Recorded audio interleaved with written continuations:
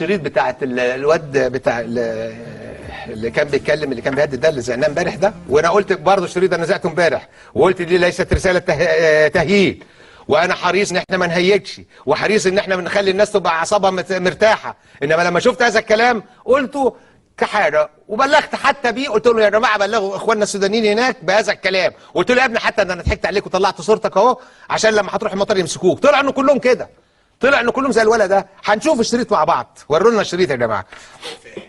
اقسم بالله المجازر هاتوا من اوله لاخره.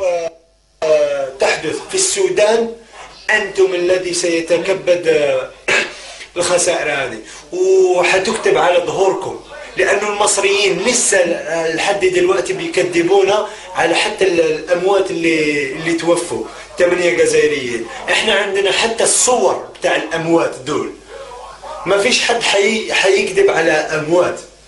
هذه ما تدخلش في العقل، مش حتدخل العقل انه انسان يقول لك في اموات وما يكذبش في امور زي دي. اقسم بالله انتم من وصلنا لهذه الامور، انتم اللي وصلتوا راحكم.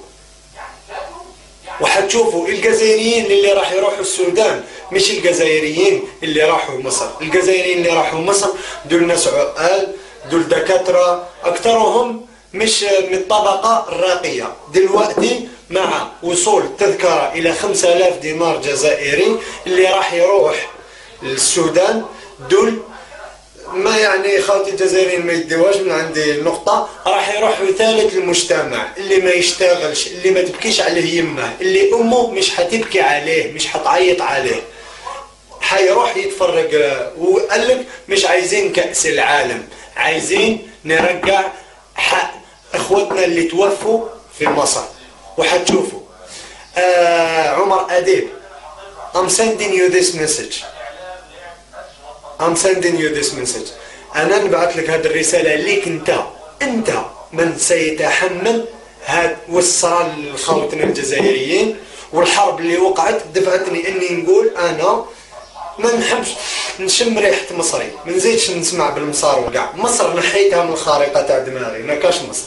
هاك نجحت، انت نجحت في انك تكره انسان جزائري كرهته في 80 مليون مصري، فيهم امام، فيهم استاذ، فيهم دكتور، فيهم صحفي، كرهتني فيهم كاع. وربي شاهد باللي انا بك انت كرهتهم كاع. معليش راك نجحت.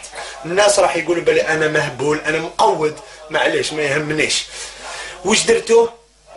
راح وش زرعتو؟